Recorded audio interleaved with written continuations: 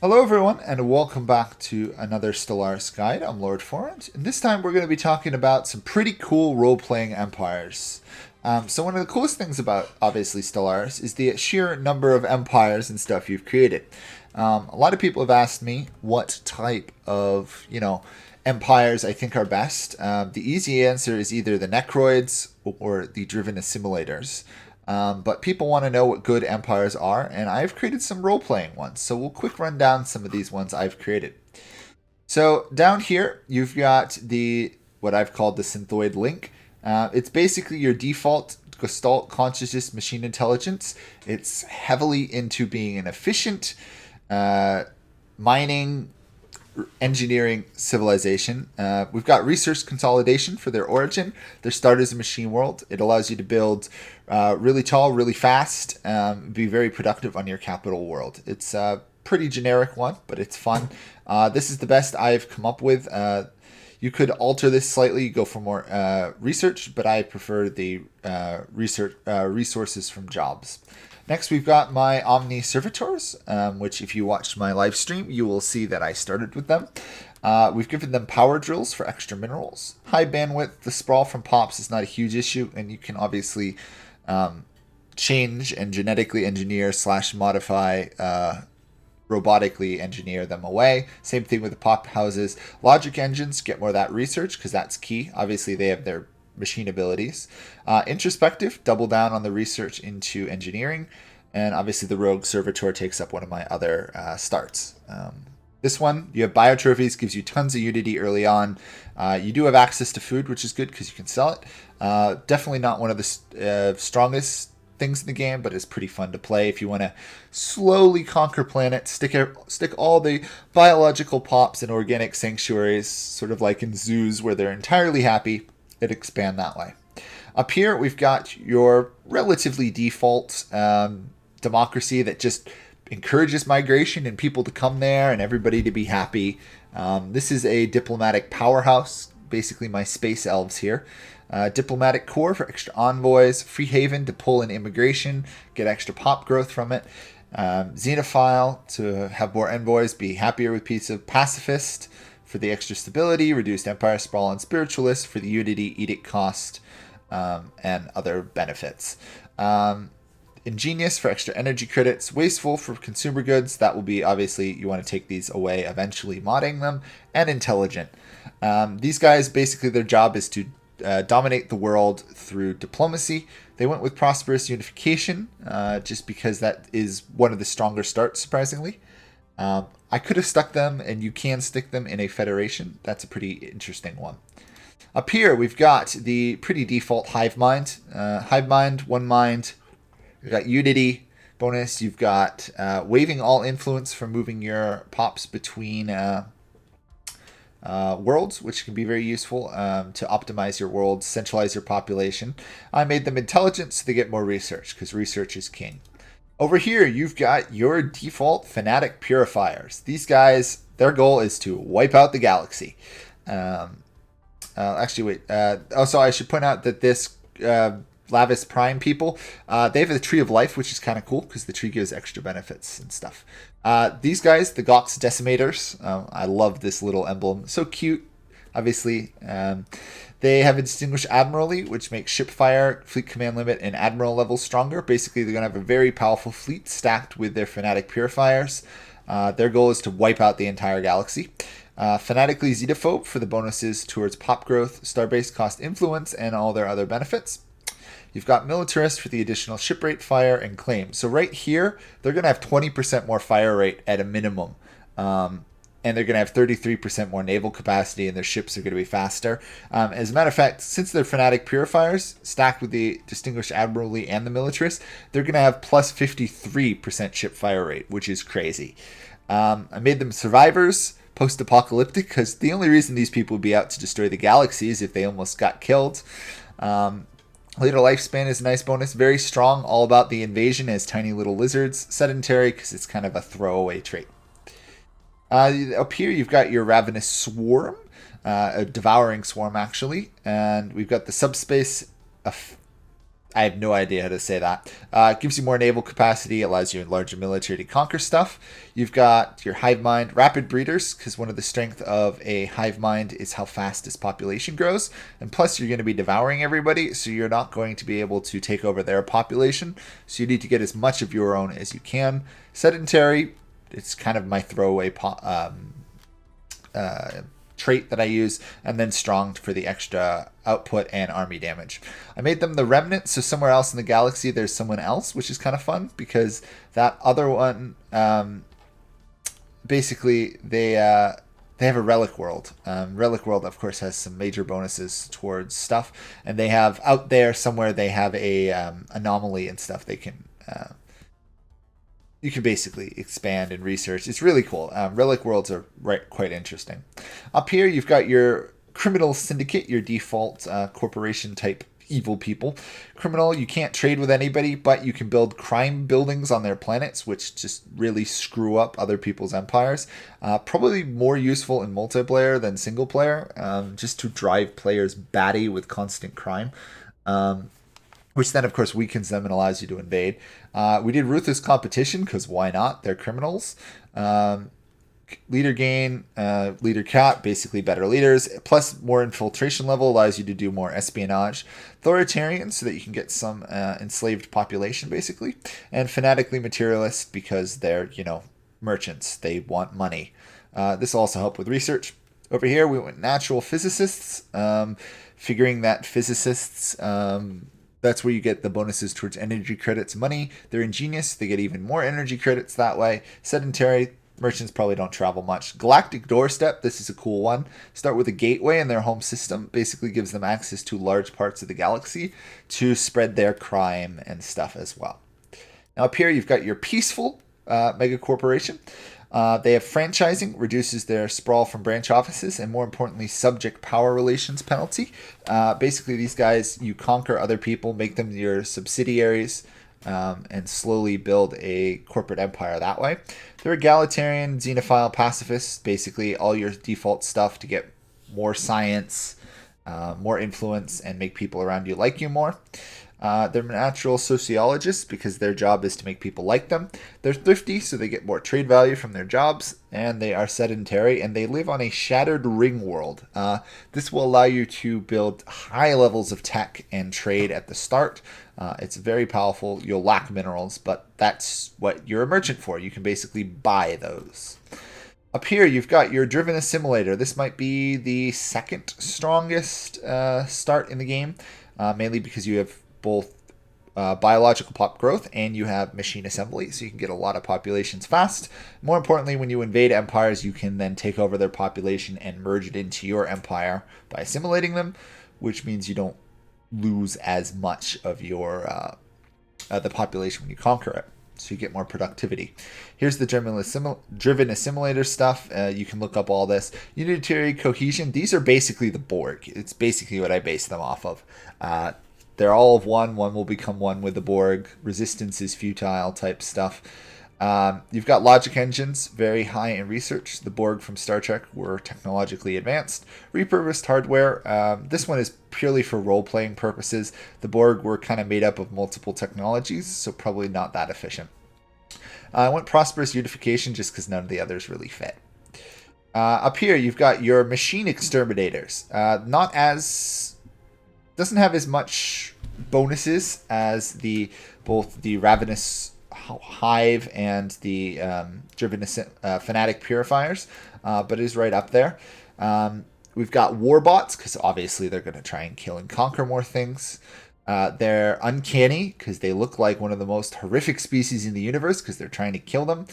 This can hurt you, so probably want to get rid of this one first. Durable, cheaper to upkeep. They're all about war. Power drills, they're all about minerals. They've got basically drills on their arms. Bulky population stuff. Again, another machine world, because that's one of the best starts for Machine Empire. Figuring they wiped out their species and they're start creating species and they're out to now take over the galaxy. Up here, you've got your relatively default slavers. Basically, think of these guys as a nobility empire that got to the stars with slavery rather than serfdom. So you got your slaver guilds, your aristocratic elite, imperial government form, fanatic authoritarianism. Materialist, they are talented, as in their leader cap is higher. They're industrious, so they get more minerals, because minerals are really powerful right now. You could theoretically swap this with science, but why not? And they are decadent, mainly because slaves and worker happiness in a slaving empire doesn't really matter that much. So this is kind of a semi-throwaway trait for them. Will hurt your workers a bit. Up here, you've got your relatively peaceful, basically almost Klingon empire from Star Trek. They are not out to destroy the galaxy, but they are definitely out to fight people. So warrior culture. Got to get that army damage, naval capacity, unity, and amenities from duelists, which is kind of cool. Sad fact is they use alloys. Distinguished admiralty for the fire rate. Fanatic militarist for the same reason. Authoritarianism, because of course they're an empire, so they have to be somewhat authoritarian. They are strong, powerful, and genius. They make a lot of... they're smart, think outside the box. Sedentary, probably don't travel that much. Highly ritualized. I like my little background I created for him here. They are scions, so the Fallen Empire has meddled with them. This can give you some really interesting and cool events. I figure that that's why they are so honorable like warriors, because they've been guided to this point to help their overlords. Up here, you've got probably one of the more crazy, over-the-top science governments. If you want to do insane amounts of science, this is probably the one you want to do. It's pretty broken. Science Directorate, oligarchic, technocracy. So basically you get your administrators are replaced with science directors, which produce one unity, but also, if I remember correctly, boost your science production. Meritocracy, specialist population gain output is really the key here over level leader cap. Will make your researchers produce more research. Egalitarian, again, for the specialist output. Fanatic materialist for the 10 research speed. Then over here you've got intelligent, why not? Sedentary, weak, probably not. Migrating and fighting battles, so that makes sense. Then I went again into natural sociologists. So if you stack this, they're going to get 25% towards that, 10 to the others. Quick learners, so that their scientists level up faster and stuff. And they are on a shattered ring, mainly because the shattered ring has research districts, and those research districts are really powerful. You won't be able to expand off of your ring world for some time, but you're going to by far and away have the tech lead in the galaxy. Basically, no one will be able to keep up with you, which is fine because eventually you'll be able to mod your species so that they can live offside of ring worlds. So it's not a huge penalty, just slows you down a bit. Up here, you've got these guys. These are basically your, again, another... diplomatic one. These guys, however, have a start with a federation, a galactic union. So basically these guys met their neighbors, made peace with them, all about diplomacy, idealism, basically democracy shall rule the universe. See if you can do it while being pacifist and charming. Basically you have to convince everybody to like you rather than conquering them, because you have no bonuses towards conquest, basically. Up here you've got your relatively standard inward perfection nation. So they basically can't have subjects, can't join anybody, can't do anything with anybody. They have to stand on their own. They do have the benefits towards unity and population growth. So basically they're going to be large and on their own, which means they can either be large and weak or they can be large and really powerful, but they can't really expand and conquer. They do have their chances in the game as the game goes on to when there's crises in the end game to do stuff. However, be aware, in the new update, this civic cannot be removed. You start with inwards perfection, you can't get rid of it. Formerly, the strategy was to do this for about 100 years of the game and then swap away from it, but now it can't be removed, which makes it a lot harder. We would agrarian ideal, so you get more housing from generator mining, agriculture, less from city districts. I haven't fully explored this one, but it's kind of cool because your farmers will give you the amenities rather than needing like entertainers and stuff. They have to be xenophobe and they have to be pacifist in order to do inwards perfection. So that's why they're here. This will give you more stability, more production. You'll basically build a very tall, very standalone empire. I made them conservative, conservationist, just because if they're into agrarian ideals, they wouldn't probably have tons of factories and stuff. And they're traditional because obviously they're inwardly obsessed. Lost Colony here, this is kind of cool. The Lost Colony basically means there's another empire of the species elsewhere in the galaxy that you can meet. Just why not? have some roleplay, basically say that they were a religious fanatic civilization that kind of got cut off from the others and decided to look inwards rather than outwards. Over here, this is a crazy one. This is basically like a Cthulhu cult. This is a corporate death cult. I decided to go with the Sacrificial Mega Church. You could do this without being corporate, but it's kind of fun to have a corporate death cult, because why not? Basically, they have population that they periodically kill for huge bonuses. The gospel of the masses, so that people are more likely to be spiritualists. Basically, these guys are spiritualist obsessed fanatics. That's why they're fanatically spiritual, egalitarian, because obviously they're corporate. Natural sociologists, basically because they're into, life and death. Deviants, because they have a death cult. Rapid breeders, just because their population wouldn't survive if they keep sacrificing all their people. And we have on the shoulders of giants, so that somewhere in this system they have a unique basically anomaly archaeological site that will give them a bonus from a mysterious benefactor, which is why they've created this death cult to worship them.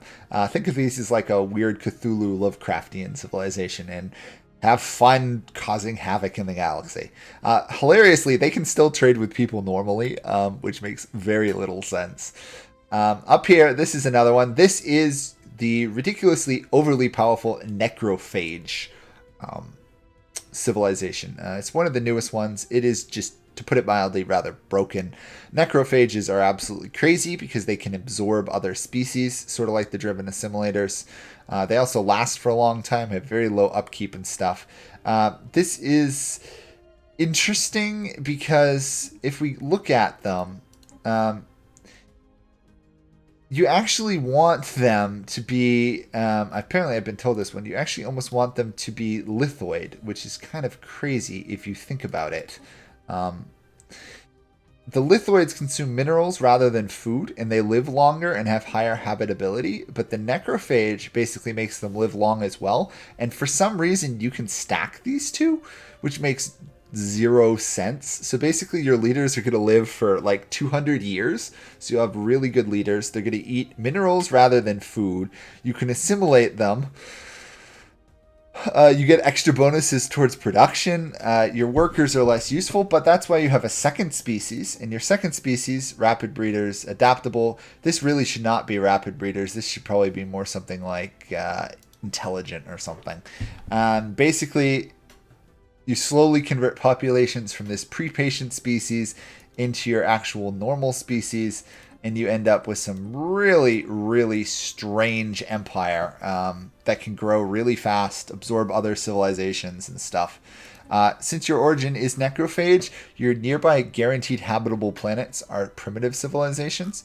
I haven't explored this to the full level, but I've been told it's absolutely broken. In other news, we made them basically be zombie necromancers. They can raise undead armies, because why not? And if they're going to be, all into the necrophage stuff, why not make their leaders even higher level and have less negative traits? Fanatically authoritarian, because you obviously want the bonuses towards production. And spiritual, because they're doing weird science religious stuff. Have fun, go nuts. Apparently, if you play this, you can basically beat everyone else in the game, even if you're not great. If you're into weird undead cult things. And then up here, you've got your standard communist lithoids. Now, why I made them communist? Why not? It's kind of fun. Basically, lithoids grow differently. They use minerals rather than food, which means you don't have to worry about food that much. They live longer, have higher habitability and army health. Grow slower, but you can basically settle every world from the start. We went mining guilds, because if they consume minerals, you might as well have more minerals.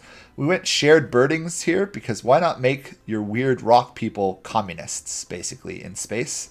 You basically get extra stability, and your pops basically don't care what jobs they do. They go up, they demote and grow in strata rank pretty quickly. Fanatic egalitarian, extra influence from factions, extra research and other specialist stuff. Pacifist, because you want that extra stability. Obviously Lithoids. I went gaseous byproducts here for every pop with living standards over slavery, which shared burdens will make all your population that way. Get 0.1 exotic gases per month. I went with this because exotic gases are needed for the higher level science buildings, so that will help with that upkeep. Sedentary, rocks don't tend to move. Fleeting, I did fleeting here because the Lithoids get a plus 50 liter lifespan already. So stacking those two, you're still going to have 25 more years than normal, and you can get rid of this later. Industrious, they want more minerals. Calamitous Birth is cool. Basically, you fire meteor ships to colonies, which can give you extra total districts and mining districts. Figuring these guys are going to be the mineral communists of the galaxy.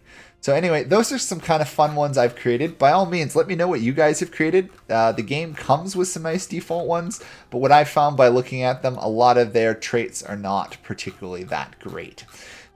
So this is what I've created. Have fun. Feel free to use any of these. Obviously the names and stuff, you can change the heck out of them. But I tried to pick the best traits for each one, in my opinion. So enjoy, have fun. Let me know what crazy stuff you've created and what you've done with it. And I'll see you guys all in another guide video. Thanks for watching. Bye for now.